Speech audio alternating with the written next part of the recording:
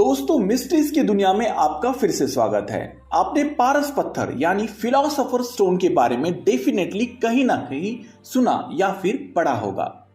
दादा दादी और नाना नानी की कहानियों में अक्सर इसका जिक्र होता रहता है। इस पत्थर की किसी भी धातु को सोने में बदलने वाली विशेषता हमें इसके तरफ आकर्षित करती है। तो आखिर क्या था इस पत्थर में जो इसे किसी भी मेटल्स को सोने में बदलने की क्षमता रखता था?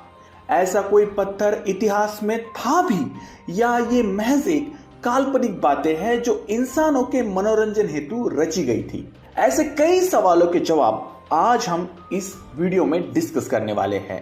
तो जानने के लिए वीडियो को अंत तक जरूर देखें। हेलो दोस्तों, मैं हूं आनंद और आप देख रहे हैं मिस्टीरियस हिस्ट्री चैनल। चलिए शुरुआत करते हैं इस पत्थर के ओरिजिन यानी उत्पत्ति से। दोस्तों, पारस पत्थर की अवधारणा प्राचीन समय से चली आ रही है। इस रहस्यमय पत्थर की उत्पत्ति का राज इसी की तरह रहस्य में डूबा हुआ है, जिसमें अलग अलग सिविलाइजेशंस एंड कल्चर्स ने इसे देखे जाने का क्लेम किया हुआ है। इतने सारे सोर्सेस के होने की वजह से इसके एग्जैक्ट ओरिजिन को ट्रेस करना मुश्किल है। कुछ लोगों की माने तो एंशिएंट इजिप्ट यानी प्राचीन मिस्र की सभ्यता ने इस पत्थर का निर्माण किया था। यहाँ के गॉड थॉर ने इसे बनाने के लिए एक स्पिरिचुअल ट्रांसफॉर्मेशन की मदद ली थी। इस प्रोसेस को बाद में मिस्र वासियों ने अल्केमी यानी कीमिया का नाम दिया। अल्केमी का मतलब होता है एक ऐसी कला जिससे किसी भी धातु को सोने में बदला जा सके। प्राचीन मिस्र के साथ साथ प्राचीन चीनी सभ्यता के कुछ एंशिएंट डॉक्यूमेंट भी इस पत्थर के होने का दावा करते हैं।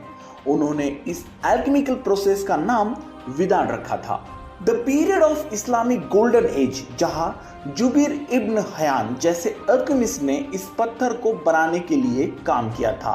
इस हिसाब से इस पत्थर का अस्तित्व मिडिल एज में भी नजर आता है।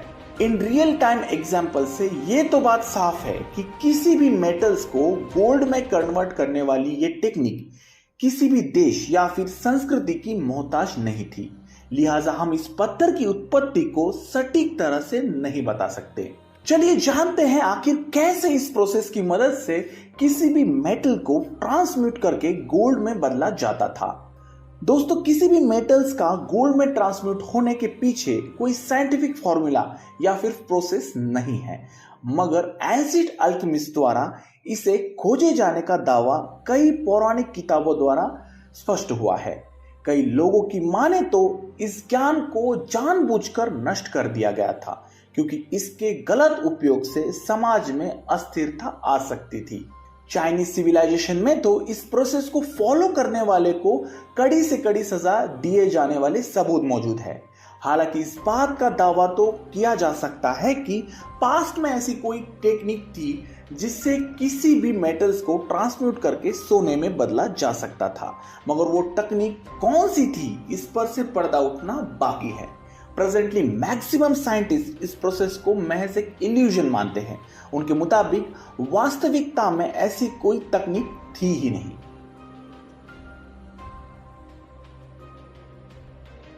दोस्तों, तो अब तक हमने इस पत्थर के छूने से किसी भी मेटल्स का सोने में परावर्तित होने के बारे में बात की है, मगर क्या आप ये जानते हैं कि ये पत्थर सोने के साथ साथ इमॉर्टेलिटी यानी अमरत्व भी प्रदान कर सकता है, जिसके छूने से कोई भी इंसान अमर हो सकता है, बीमार इंसान ठीक हो सकता है और मरता हुआ इंसान दोबारा जी सकता है।